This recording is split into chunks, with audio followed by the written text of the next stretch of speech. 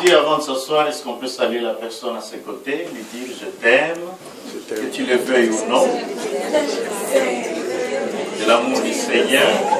Il faut le dire. Dieu t'a donné la bouche pour parler.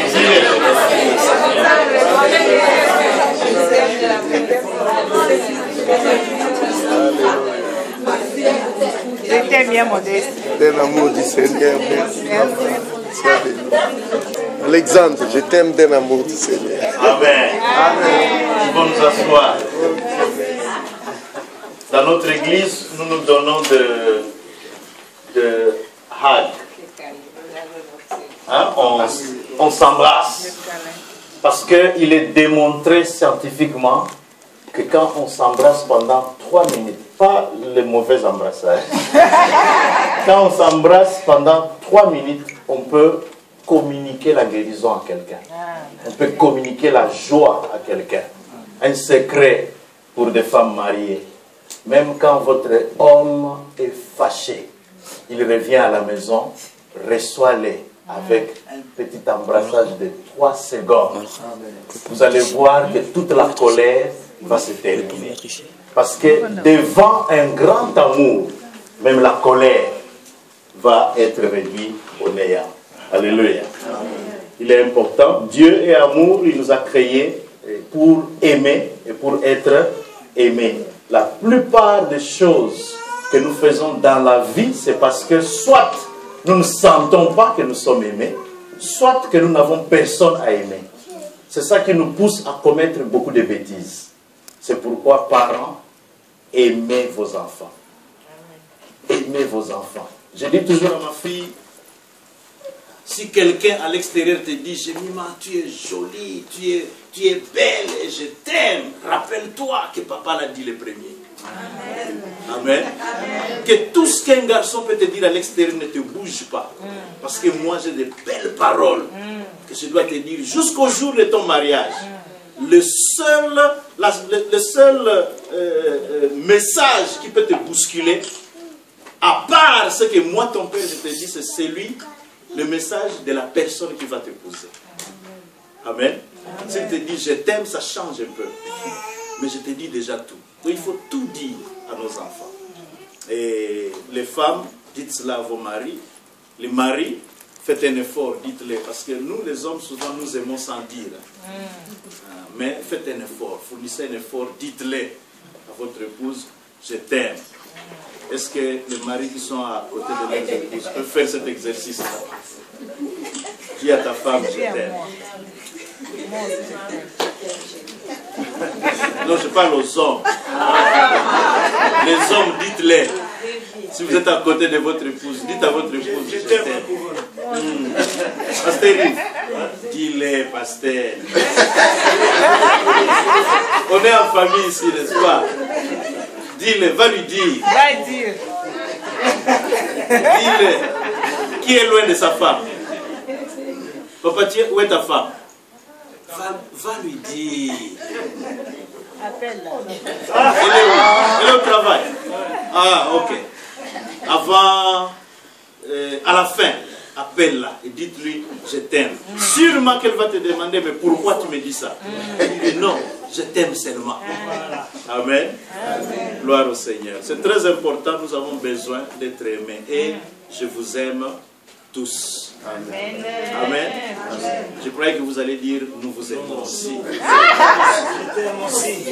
Amen. On m'a raconté qu'ici à Paris, il y a une sœur qui venait de Kinshasa tout fraîchement. On lui a dit par quelqu'un, je t'aime, et elle a répondu, moi non plus. All right. Ça c'était pour blaguer. Retournons dans ce que nous faisions hier, Actes chapitre 3, versets 19 à 20. Nous allons conclure notre message d'hier, mais en faisant un petit rappel pour ceux qui ne sont venus qu'aujourd'hui. Actes chapitre 3, versets 19 à 20. Nous pouvons lire cela. Actes chapitre 3, versets 19 jusqu'à 20.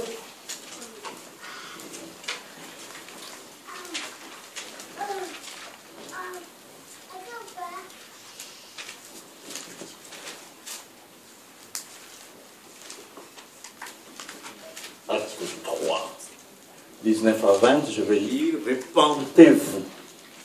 Répentez-vous. Très important. Et convertissez-vous. Répentez-vous. Et convertissez-vous pour que vos péchés soient effacés. Nous parlerons de cela un tout petit peu aujourd'hui. Et lorsque cela va arriver, lorsque vous allez vous repentir, lorsque vous allez vous convertir, lorsque vos péchés vont être effacés, qu'est-ce qui va arriver? Des temps de rafraîchissement vont venir dans votre vie de la part du Seigneur. Repentez-vous, convertissez-vous pour que vos péchés soient effacés, pardonnés, afin que des temps de rafraîchissement, des temps de restauration viennent dans votre vie. Que le ciel doit recevoir, disons, de la part du Seigneur, et qu'il envoie celui qui vous a été destiné, Jésus-Christ, que le ciel doit recevoir jusqu'au temps du rétablissement de toutes choses dont Dieu a parlé anciennement par la bouche des saints prophètes d'autrefois. Regardez qu'ici, quand vous lisez surtout le verset 21, il y a deux temps. Il y a les temps de rafraîchissement et il y a les temps de rétablissement de toutes choses. Deux temps. Dieu travaille avec les temps. Très important. La restauration que nous cherchons maintenant, ce sont les temps de rafraîchissement. Mais quand Jésus-Christ reviendra pour établir son royaume millénaire, là, il n'y aura pas les temps de rafraîchissement, mais il y aura les temps de rétablissement de toutes choses. Donc, Jésus-Christ, maintenant, travaille avec nous pour nous bénir pour des moments de rafraîchissement. C'est-à-dire, nous avons soif, il nous donne quelque chose, juste temporairement. Nous comprenons cela. Pour ceux qui étaient hier, je crois qu'ils comprennent. Temporairement. Dieu peut nous bénir maintenant, mais c'est temporaire. Mais quand il reviendra, régner dans le millénaire, là, il nous donnera, il va rétablir toutes choses. Donc nous vivrons dans l'abondance, nous vivrons dans la prospérité pour l'éternité. Mais pour le moment, c'est juste un temps de rafraîchissement. Donc, relisons encore le passage. Ça dit ceci: repentez-vous, convertissez-vous pour que vos péchés soient effacés, afin que des temps de rafraîchissement viennent de la part du Seigneur et qu'il envoie celui qui vous a été destiné, Jésus-Christ, que le ciel doit recevoir jusqu'au temps du rétablissement de toutes choses. Amen. Amen. Prions.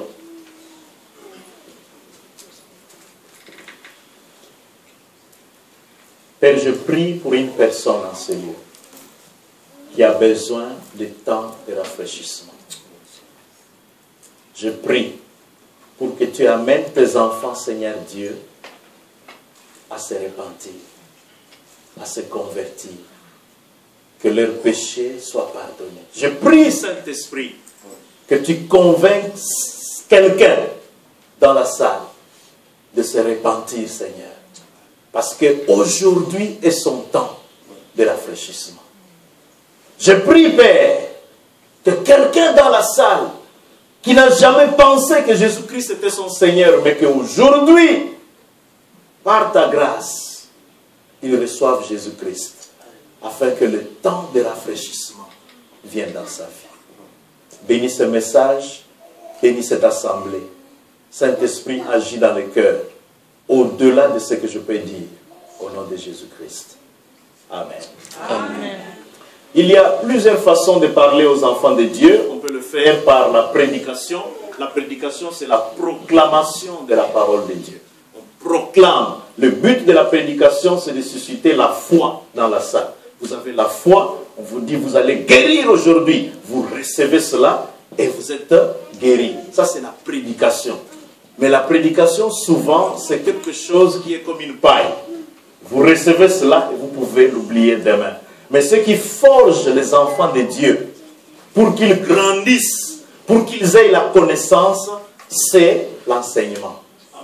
Et Dieu a donné des dons à des serviteurs de Dieu de plusieurs manières. Il y en a qui sont très forts en prédication, il y en a qui sont très forts en enseignement. Moi, je suis un enseignant. C'est pourquoi quand je parle, je ne crie pas. Quelquefois, je peux crier parce que je prêche quelquefois. Mais ce n'est pas mon lot. Mon lot, c'est l'enseignement. Je parle pour que ça entre dans nos oreilles et que ça nous forge, ça nous transforme. La Bible dit, vous connaîtrez la vérité et la vérité vous rendra libre. La vérité va vous amener très loin. Et ce que nous allons apprendre aujourd'hui va nous amener très loin si nous appliquons cela dans notre vie. Amen. Amen. Alors, hier, j'ai dit ceci que quand je lisais ma Bible, j'ai lu Actes chapitre 1, j'ai lu Actes chapitre 2, je suis arrivé à Actes chapitre 3 et j'ai découvert que dans les 3 chapitres-là seulement, il y a 3 promesses que Dieu nous a données. La première promesse, nous l'avions trouvée dans Actes chapitre 1, verset 11, où lorsque Jésus-Christ montait au ciel, les gens sont venus et s'étonnaient, mais qu'est-ce qui va se passer? C'est lui qui nous soutenait, c'est lui qui multipliait les pains ici, nous on mangeait, c'est lui qui guérissait nos maladies, c'est lui qui accomplissait des miracles, mais maintenant il est parti. Qu'est-ce que nous allons devenir? Alors l'ange va dire à ces femmes-là, à ces hommes-là qui étaient là-bas, il dit, c'est même Jésus que vous voyez partir, il reviendra de la même manière. Il va revenir de la même manière. Donc la première promesse que nous avons, c'est de savoir que Jésus-Christ va revenir. Et lorsque vous lisez Matthieu chapitre 24, Dieu donne des signes, tous les signes, que quand vous verrez ces signes-là, vous allez savoir que Jésus-Christ est prêt à revenir. Et quand vous lisez tous ces signes, vous voyez ce qui se passe dans le monde, vous comprendrez facilement que Jésus-Christ, que disons, tous les signes ont déjà été accomplis. Donc, pour que Jésus-Christ revienne, ce n'est qu'un problème de décision du ciel. Ça peut être maintenant que nous parlons. Ça peut être dans 2 minutes. Ça peut être dans 2 mois. Ça peut être dans 3 ans. Mais les signes sont déjà là. Donc, ce qui retarde Jésus-Christ à revenir pour le moment, ce n'est que sa volonté. Amen. Amen. Mais tous les signes sont là. Et hier, nous avions vu quelques signes. Nous avions parlé principalement de signes que nous avions appelés le nouveau ordre mondial. Que quand vous ouvrez la télévision aujourd'hui, vous entendrez tous les politiciens parler du nouveau ordre mondial. C'est un signe qui démontre que Jésus-Christ revient bientôt. Parce que l'Antichrist doit être le président mondial de ce nouveau ordre mondial. Que tous les politiciens du monde, pas seulement de la France, sont en train de préparer. Quelques-uns les sachant, quelques autres sans connaissance. Mais ils préparent la venue de l'Antichrist, qui viendra établir un faux nouveau ordre mondial. N'est-ce pas? Et principalement, nous avions parlé, le pasteur voulait que je reprenne un tout petit peu là-bas, nous avions parlé d'un groupe qui prépare la venue de l'Antichrist, qui est appelé Illuminati. Les Illuminati, ce sont les gens qui croient qu'ils sont illuminés. Ils connaissent plus que les autres. Ils ont la connaissance, ils ont la lumière. Vous vous appelez chrétiens, mais vous êtes beaucoup plus de crétins que de chrétiens. Parce que vous ne comprenez rien. C'est comme ça qu'ils nous prennent. Ils trouvent que nous ne comprenons rien. Tout est écrit dans la Bible, mais nous ne savons rien. Eux, ils croient qu'ils connaissent la Bible mieux que nous. Ils croient qu'ils connaissent les signes du monde mieux que nous. Alors, ils préparent la venue de l'Antichrist. En fait, ils ont 3 agendas, 3 objectifs. Le premier, c'est de prendre Jérusalem. Pour ceux qui connaissent la Bible, ils savent qu'un jour, il y aura la guerre d'Armageddon. Alors, les Illuminati sont en train de préparer cette guerre-là pour prendre Jérusalem. Et hier, j'avais dit que tout ceci, tout ce que j'ai dit se trouve à l'Internet. Vous pouvez Vous pouvez aller à l'internet, malheureusement c'est en anglais, et taper la guerre pour Israël, the conflict for Jérusalem. Vous allez voir que tout est décrit. Comment l'Iran, l'Irak, tous les pays arabes, l'URSS, la Chine vont conquérir Israël et vont arriver à ce que ils vont même prendre Israël. Et c'est ce jour-là que les Israéliens vont appeler Jésus. Ils vont reconnaître Jésus-Christ. Ils vont dire, Jésus, nous ne savons plus rien faire. Viens à notre secours. Et c'est ce jour-là que Jésus-Christ viendra pour la troisième fois, pour sauver Israël et établir le règne du millénaire. Mais avant cela, Jésus-Christ devra d'abord revenir pour prendre son Église. Donc, les Illuminati sont en train de préparer le retour du millénaire de Jésus-Christ. Mais l'Église ne se prépare pas encore pour l'enlèvement. Or, l'enlèvement est de loin, ça se fera même avant le millénaire. Vous comprenez cela? Le monde prépare la venue de Christ. Mais l'Église ne se prépare pas pour l'enlèvement. C'est ça qui est bizarre. Alors que l'enlèvement se fera avant le retour sur terre de Jésus-Christ. Pour l'enlèvement, la Bible nous dit qu'il n'y aura pas on ne saura même pas, parce que la vie va continuer. Tout ce qui va se passer, Jésus-Christ ne mettra pas ses pieds sur terre, il sera en l'air. Il y aura la trompette qui va sonner, et cette trompette ne sera écoutée que par ceux qui sont en Christ. Il n'y a que les chrétiens qui écouteront cette trompette, et cette trompette va, quand tu es rempli de l'Esprit de Dieu, voilà pourquoi j'ai parlé de la deuxième promesse qui est être baptisé du Saint-Esprit. Quand tu es rempli du Saint-Esprit, tu es, disons, propulsé comme une fusée, vous le français. Ok. Et tu montes à la rencontre de Jésus-Christ. Ce jour-là, le monde va seulement remarquer qu'un tiers du monde a disparu. Les chrétiens sont partis. Et tous les médias vont donner des significations, des explications scientifiques à cela. Votre chaîne de télévision ici, TF1 ou bien A2, va expliquer. Le président passera à la télévision. Nous avons remarqué qu'il y a des gens qui ont disparu. Certainement que les terroristes sont venus les prendre. Il y aura des explications. Mais ceux qui ont compris ce jour-là, c'est-à-dire ceux qui étaient chrétiens sans être de vrais chrétiens, ils comprendront qu'il y a eu enlèvement. Les gens sont partis. Mon frère qui priait beaucoup est parti. Ma mère qui priait beaucoup est partie. Mon mari qui craignait le Seigneur est parti. Maintenant, il n'y a plus personne sur la terre. Je n'ai plus personne. Ceux-là qui connaissaient le Seigneur, mais qui n'avaient pas appliqué la parole de Dieu, ils vont souffrir ce jour-là.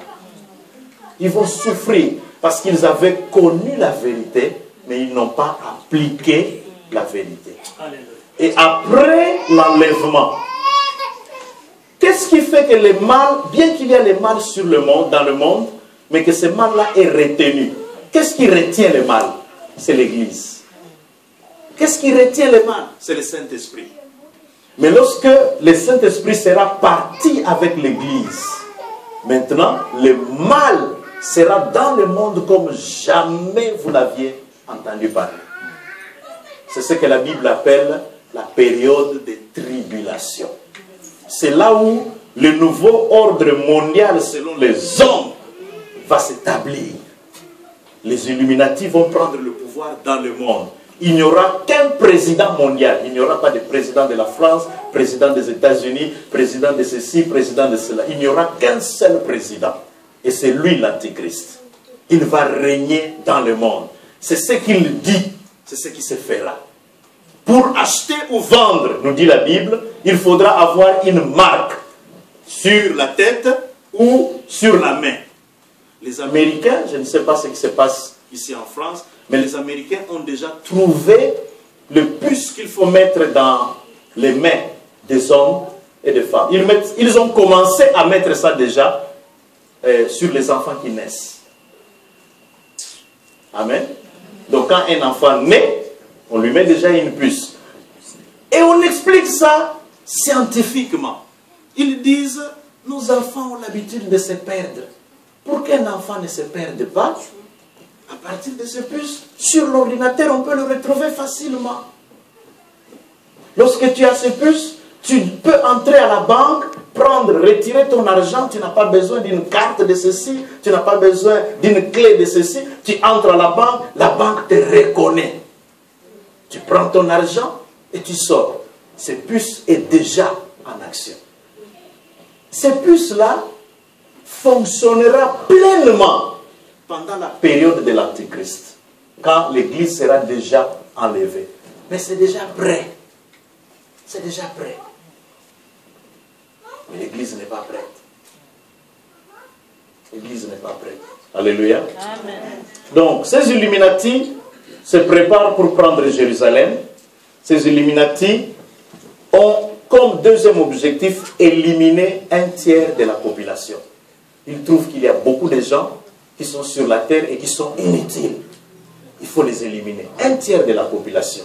Comment éliminer ces un tiers de la population? C'est par des guerres, par des chaos, par des ordres, par des grèves. Il y a beaucoup de grèves ici en France. Ne soyez pas dans ces groupes-là, parce qu'il y a un objectif d'éliminer ces gens-là. Il y a un objectif, chaque fois qu'il y a grève, chaque fois qu'il y a manifestation, la police vient, jette des bombes, il y a toujours des morts. Ne va pas là-bas, ta vie est précieuse, garde-la pour Jésus. Amen. Amen. Donc, par des guerres, des chaos, des désordres, des crises économiques, et aussi par des vaccins. Des vaccins. Vous vous rappelez qu'à un certain moment, les Illuminati ont fabriqué une maladie. Ils ont appelé cela la maladie du cochon. Vous vous rappelez de cela? L'épidémie du swing. C'est comme ça qu'on l'appelait aux États-Unis. Je ne sais pas comment on l'appelait ici. Une maladie fabriquée. Fabriquée dans les laboratoires. Ils ont mis ça chez quelqu'un. Oh non, cet homme-là a voyagé. Il est allé au Mexique. Et au Mexique, il a apporté la maladie. La maladie a tué 6 personnes. Et puis, de ces 6 personnes qui étaient atteintes, il y a une personne qui est entrée aux États-Unis. Il est entré avec la maladie. Oh, la maladie est maintenant partout. Oh, en Chine, il y a une personne qui est morte. En France, il y a 3 personnes qui sont mortes. Donc, c'est une épidémie mondiale. La solution, c'est quoi? Un vaccin contre cette maladie. Le vaccin est parti. Les chrétiens ont marché contre ces vaccins.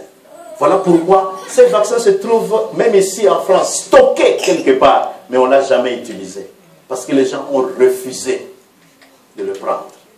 Mais c'était un vaccin pour tuer un tiers de la population. Le programme des Illuminati. Qu'est-ce qu'ils font encore? Leur objectif, c'est d'introduire ce que j'appelais le nouveau ordre mondial. Mais le vrai nouveau ordre mondial ne peut pas venir des hommes. Hier, nous avions vu qu'il y a eu des étapes.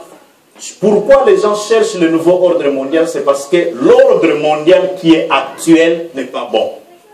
Avant, il y a eu, je ne sais pas moi, les gens vivaient par les trocs. Tu as une banane, moi j'ai la viande, nous pouvons faire l'échange. Les gens ont trouvé que c'était terre à terre. Il fallait évoluer. Quel système faire évoluer? Ils ont introduit, ça a évolué, et puis c'est arrivé jusqu'au capitalisme. Non, le capitalisme c'est bon. Le capitalisme ne peut être soutenu que par la démocratie. La démocratie est bonne. On a introduit la démocratie. Et jusqu'aujourd'hui, nous savons que même quand il y a élection, il y a toujours de tricheries.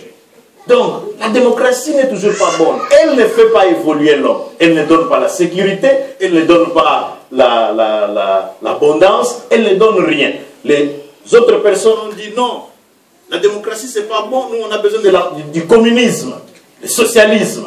Le socialisme a fait son chemin dans des pays socialistes, dans des pays communistes. Ça n'a pas marché. Aujourd'hui, tous reconnaissent que le socialisme et le capitalisme, toutes ces choses-là ont échoué. Donc, qui peut amener la paix, la sécurité et la prospérité dans le monde? Seul Jésus-Christ. Quand il viendra pour régner, alors il y aura rétablissement de toutes choses. La conclusion, bien-aimés, nous n'attendons pas d'être bénis. Nous attendons un homme. Un vrai chrétien n'attend pas d'être béni, mais il attend un homme, il attend Jésus-Christ. Quand tu es prêt pour recevoir, pour l'enlèvement, pour le retour de Jésus-Christ, alors que tu sois béni ou pas, tu vis très bien. Tu vis très bien. Si Dieu te bénit, gloire à Dieu. Si Dieu ne te bénit pas, gloire à Dieu. Mais sachez que quand Jésus-Christ reviendra, il y aura rétablissement de toutes choses. Mais aujourd'hui, Dieu est dans le business de nous rafraîchir. C'est-à-dire, nous avons soif. Nous avons donc besoin de quelque chose et Dieu nous rafraîchit. Et quand Dieu te rafraîchit, tu peux sourire. Amen. Nous vivons les temps de rafraîchissement. Nous allons parler de cela en long et en large aujourd'hui. Je ne sais pas combien de temps on m'a donné. Donc, la première promesse, c'était nous devons vivre sachant que Jésus-Christ revient bientôt. Beaucoup de gens vivent ne sachant pas que Jésus-Christ revient. Ils commettent des péchés, ils font du coups bas, ils disent n'importe quoi, ils détruisent leur foyer, ils détruisent les amitiés, ils font beaucoup de mauvaises choses parce qu'ils ne savent pas que Jésus-Christ revient bientôt. Pour quelqu'un qui sait que Jésus-Christ revient bientôt, son caractère change, sa façon de voir les choses change, sa vie doit être transformée. Et c'est ça l'évangile. Transforme ta vie. Vis sachant que Jésus-Christ revient bientôt. Et c'est bientôt là. C'est dans très peu de temps. Ça peut être aujourd'hui. Amen. Ça peut être aujourd'hui. Donc soyons prêts à tout moment. La deuxième promesse, en attendant que Jésus-Christ revienne, nous devons être baptisés du Saint-Esprit. Parce que si tu n'es pas baptisé du Saint-Esprit, tu vas retourner en arrière facilement. Si tu n'es pas baptisé du Saint-Esprit, tu vas continuer à pécher. Si tu n'es pas baptisé du Saint-Esprit, tu continueras à vivre comme un homme du monde. Si tu n'es pas baptisé dans le Saint-Esprit, le péché te sera très succulent. Si tu n'es pas baptisé du Saint-Esprit, tu ne pourras pas faire l'œuvre de Dieu. Tu ne pourras pas vivre dans la sainteté. Donc tu as besoin d'être rempli de l'Esprit de Dieu qui te donnera la force d'être un vrai chrétien. Amen. Amen. Ça te permettra d'être une sœur en Christ ou un frère en Christ. Pas une sœur en crise ou une sœur en crise. Mais sache que si tu es un vrai chrétien qui attend le retour de Christ et que tu vis baptisé du Saint-Esprit, rempli de l'Esprit de Dieu, les temps de rafraîchissement vont venir dans ta vie. Les temps de rafraîchissement, la restauration, la bénédiction. Vous pouvez appeler ça de tout nom. Ça peut être la prospérité, mais Dieu te les donnera. Parce que c'est une promesse. Il a dit, si vous vous repentez, si vous vous convertissez, vos péchés vont être pardonnés et vous aurez le temps de rafraîchissement. Le temps de rafraîchissement. Pourquoi la Bible appelle ça le temps de rafraîchissement? Ecclésiaste nous répond en disant, il y a un temps pour tout. Il y a un temps pour tout. Ecclésiaste chapitre 1er, verset 3. Il y a un temps pour tout. Chapitre 3, verset 1. Il y a un temps pour tout. Qu'est-ce que cela veut dire? Dieu est un Dieu de temps. Si dans ta vie, Dieu est un Dieu de temps et d'équilibre. Si dans ta vie, tu as passé un long moment de souffrance, Dieu va te donner aussi un moment de rafraîchissement. Pour combler le temps de souffrance.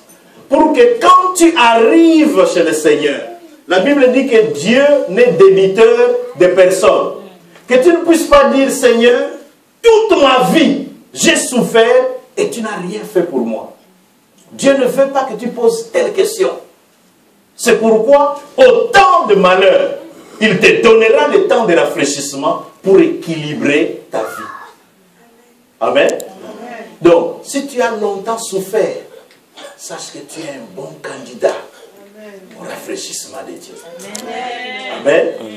Tu es un candidat au rafraîchissement de Dieu. Mais seulement ce rafraîchissement a une condition. Que tu te répandes, que tu te convertisses, que tes péchés soient pardonnés, et ce temps va venir dans ta vie. Alléluia. Amen. Maintenant,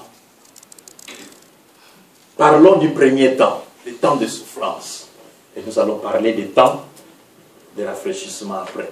Parce que pour bien connaître la valeur de ce que Dieu donne, il faut que tu comprennes ce que tu vis. Alors, ce temps de souffrance, j'ai appelé cela la pauvreté. J'appelle ça la pauvreté. La pauvreté, c'est quoi? La pauvreté, c'est un état où tu manques tout ce qui est nécessaire. C'est un état de manque. C'est bizarre qu'on soit chrétien et que l'on dise « L'Éternel est mon berger, je ne manquerai de rien. » Et que l'on vive un état où tu te dis, à ce verset tu ajoutes un malgré. Malgré que l'Éternel est mon berger, je manque de tout. Donc tu changes le verset. Le verset qui était biblique devient un verset satanique. Malgré de ta situation, comment tu vis? Malgré que l'Éternel est mon berger, je manque de mari. Malgré que l'Éternel est mon berger, je manque d'argent. Malgré que l'Éternel est mon berger, je n'ai pas de maison. Malgré que l'Éternel est mon berger, je n'ai pas de sécurité. Malgré que l'Éternel est mon berger, je manque ceci, des vêtements ou cela. Je vis dans le manque. Donc la pauvreté, c'est un état de manque. Quels sont les problèmes à la base de la pauvreté? Qu'est-ce qui est à la base de la pauvreté? Premièrement, la pauvreté est un problème culturel. C'est un problème culturel. Un Israélien, dès qu'il est né, on lui inculque l'idée que Dieu est de son côté et qu'il ne vivra que dans de bonnes conditions. C'est ça la culture. Quand un Congolais naît, on lui dit, nous sommes nés dans la pauvreté, nous vivrons dans la pauvreté parce que notre pays est pauvre. Nous sommes parmi les pays les plus pauvres. Nous avons des familles pauvres, culturelles. Tu vis avec cette idée-là. C'est ça qui fait que le jour, je ne dirais pas seulement les Congolais, il n'y a pas que des Congolais ici, hein, papa. Il y a des Camerounais aussi. En fait, c'est la même chose. Il y a un couple dans notre église, c'est un Congolais qui a épousé un Camerounais. Nous l'appelons couple Coca. Congolais Camerounais. Ce sont les mêmes personnes. Ok. Alors, je disais que quand un Congolais naît, il grandit dans la pauvreté. Il a cette mentalité-là de la pauvreté. De sorte que le jour où il achète un petit vêtement de 100 €, il croit d'arriver. Les faits. Un petit exemple. Moi, je suis Congolais, africain. Aux États-Unis, je viens d'Afrique et puis je prends. Dieu me fait grâce, j'ai une grande maison. Alléluia. Amen. Alors, je suis content. Ma maison dans les quartiers, c'était la plus grande maison. Donc, dès que tu pénètres les quartiers, tu sauras que cet homme-là, il est riche. Mais je n'étais pas riche. C'est juste une grâce que Dieu m'a donnée. À côté de moi, il y a une maison qui est à peu près comme la mienne, mais un tout petit peu une petite maison. Dès que nous sommes entrés, le propriétaire de cette maison-là vient me voir parce que j'entre dans un quartier où les gens sont bien. Alors, il croit que moi, j'ai le même standard de vie, le même revenu que lui. Donc, c'est quelqu'un avec qui on peut causer facilement. Il vient, et puis il pleure. Il me dit, mon frère, je ne comprends rien. Ma femme a pris ma carte de banque. Elle est allée acheter des histoires, mais elle m'a tué. Elle a acheté aujourd'hui seulement des histoires pour 30 000 $. Alors, il me montre maintenant l'extrait bancaire. Tu vois ce qu'elle m'a fait. Et vous voyez, moi je suis économiste. Quand tu me montres l'extrait bancaire, je ne regarde pas ce que tu dis, je regarde ce qui est écrit. Je regarde en bas là-bas. Il a un compte saving, épargne. Et il a un compte courant, voilà. Le compte courant, c'est-à-dire le compte qu'il peut utiliser au jour le jour. Là où la femme a puisé les 30 000 $, il y avait un solde. Malgré que la femme a pris 30 000 $, il y a encore 170 000 $ qui sont restés, qui se trouvent encore en compte. Et dans le compte épargne, il y avait 350 000 $.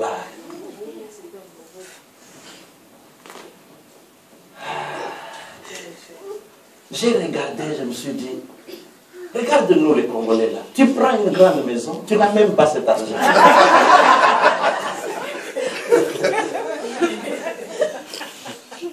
Lui, sa maison paraît petite, mais... Alléluia. C'est ça le signe de la pauvreté. Ça fait que quand tu achètes ta première voiture, tu crois que, à part Hollande, dans ce monde, c'est toi. Alléluia. Ce sont des signes de la pauvreté. Donc la pauvreté est un problème culturel. Deuxièmement, la pauvreté est un problème d'environnement. Là où tu es né, là où tu as grandi, cet environnement-là va avoir des conséquences sur toi. Avez-vous remarqué que toutes les colonies françaises et belges sont plus pauvres que les colonies anglaises, anglophones? Pourquoi? Problème d'environnement. Les anglophones croient à la prospérité. Les francophones croient qu'il n'y a que quelques-uns qui doivent être bien et les autres doivent travailler pour eux. Problème d'environnement.